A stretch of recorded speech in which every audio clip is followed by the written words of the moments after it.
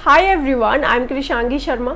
इस सेशन में मैं बात करने वाली हूँ कि एनटीएससी एग्ज़ाम की प्रिपरेशन करने वाले स्टूडेंट्स को मैथ की प्रिपरेशन कैसे करनी चाहिए। मैथ एक ऐसा सब्जेक्ट है जिसके बिना एनटीएससी की कल्पना नहीं की जा सकती, एनटीएससी स्कॉलर बनने की, क्योंकि स्टेज 1 और स्टेज 2 दोनों में ही ये 100 मार्क्स का आता है। 100 मार्क्स का आपका मैथ मेंटल एबिलिटी टेस्ट और 100 मार्क्स का आपका सेट स्कॉलिस्टिक एप्टीट्यूड टेस्ट। तो आप मेंटल एबिलिटी टेस्ट की प्रिपरेशन कैसे करें, ये यहाँ पर बहुत सारे बच्चों का कन्फ्यूजन है कि क्या हर स्टेट के लिए सेम स्ट्रेटजी हम फॉलो कर सकते हैं, हमें कौन सी बुक्स फॉलो करनी चाहिए, हमें कितना टाइम कितने आवर्स अपना study time mental ability test को देना चाहिए। तो इन सभी सवालों के जवाब आपको इस सेशन में मिलने वाले हैं। सबसे पहली बात कि स्टार्ट कहाँ से करें। जब हम एनटीएससी की प्रिपरेशन करना स्टार्ट कर रहे हैं, मैथ की प्रिपरेशन स्टार्ट कर रहे हैं, तो हम एक स्टार्टिंग कहाँ से करें। देखिए बच्चों, जो मेंटल एबिलिटी टेस्ट है, जो मैथ है, आप उसको 3 पार्ट्स में डिवाइड कर सकते हो।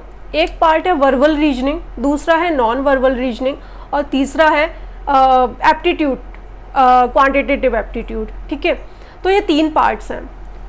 सबसे पहले तो आपको ये डिसाइड करना है, ये पता लगाना है कि मेरा जो स्टेट है, जिस स्टेट से मैं बिलोंग करता हूँ, वहाँ एनटीएससी स्टेज 1 में कितने मार्क्स का वर्बल रीजनिंग आ रहा है, कितने मार्क्स का नॉन वर्बल रीजनिंग आ रहा है और कितने मार्क्स का क्वांटिटेटिव एप्टीट्यूड आ रहा है।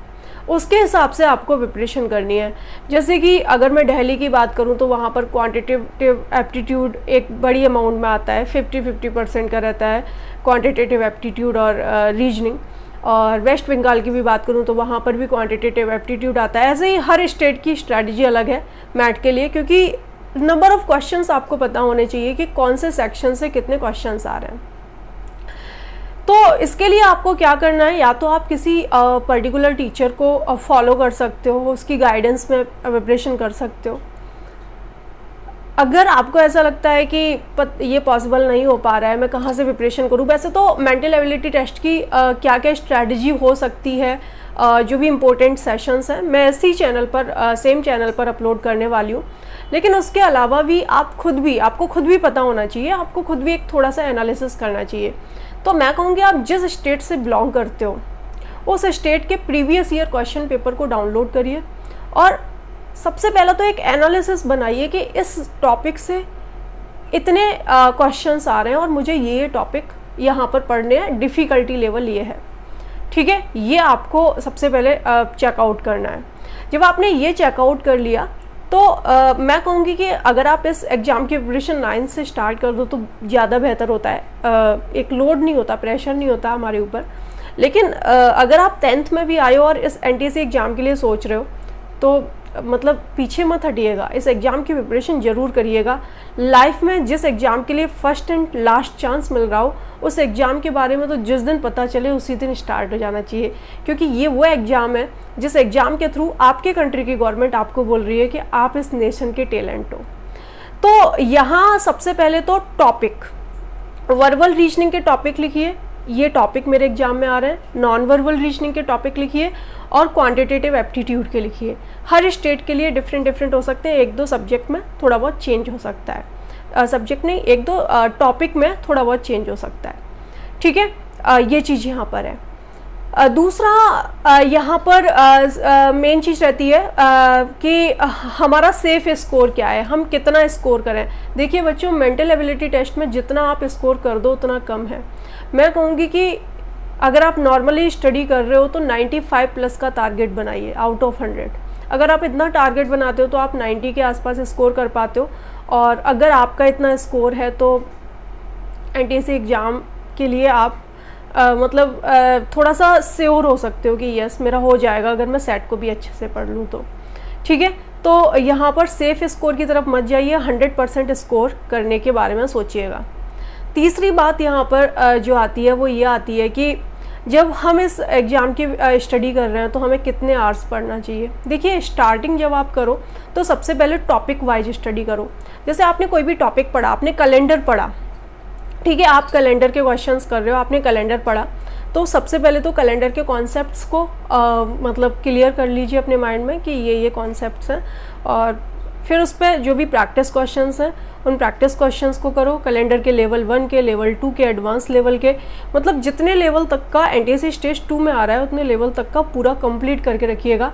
देखिए ऐसा मत सोचो कि स्टेज 1 की प्रिपरेशन पहले कर लेते हैं बाद में स्टेज 2 की करेंगे, नहीं नहीं, दोनों स्टेज की प्रिपरेशन साथ लेके चलो, यह हमारे लिए बेनिफिशियल होता है। क्योंकि जब हमारा बोर्ड एग्ज़ाम हो जाते हैं उसके बाद हम आगे जेई नीट वगैरह इन एग्ज़ाम्स की प्रिपरेशन करने के लिए सोच रहे होते हैं, और उस टाइम ऐसा होता है कि जिन बच्चों ने बाद में टाली है प्रिपरेशन की स्टेज 2 की प्रिपरेशन तो हम बाद में करेंगे, कई बार ऐसा होता है कि वो पूरा ही टल जाता है और वो नीट या जेई की प्रिपरेशन में लग जाते हैं और इस तरफ ध्यान नहीं दे पाते। तो मैं आपसे कहूँगी कि जिस दिन आप स्टेज 1 की प्रिपरेशन करो उसी दिन से आपको स्टेज 2 की प्रिपरेशन स्टार्ट कर देनी चाहिए, ठीक है, उसके लिए आपको बैठना नहीं है। तो अब कितने आवर्स हमें पढ़ना है, तो सबसे पहले मैंने आपको क्या बताया कि आपको टॉपिक वाइज स्टडी करनी है। ऐसा नहीं है कि पहले ही दिन प्रैक्टिस पेपर लेके बैठ जाओ, ठीक है।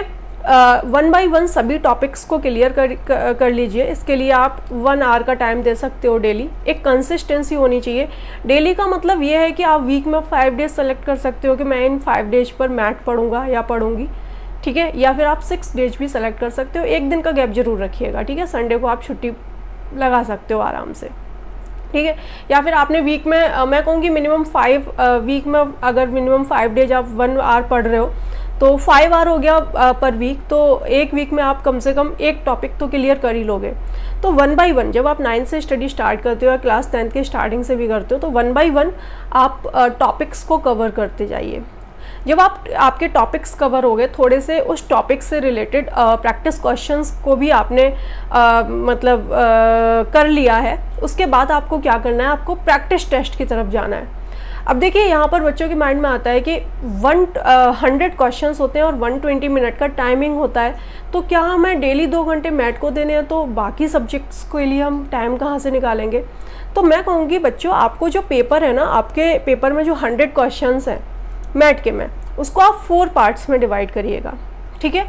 4 पार्ट्स में डिवाइड करने में आपके 25, 25, 25 और 25 क्वेश्चंस बन जाएंगे।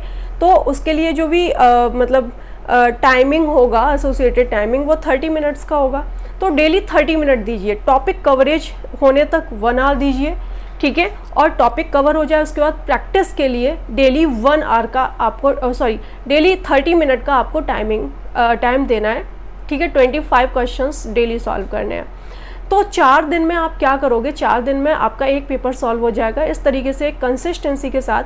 तो जब आप प्रैक्टिस कर रहे हो तो वीक में एक प्रैक्टिस पेपर आपका लग गया, आप 4 डेज कर सकते हो, है ना, बाकी के 3 डेज आप कोई दूसरे सब्जेक्ट को फोकस कर सकते हो।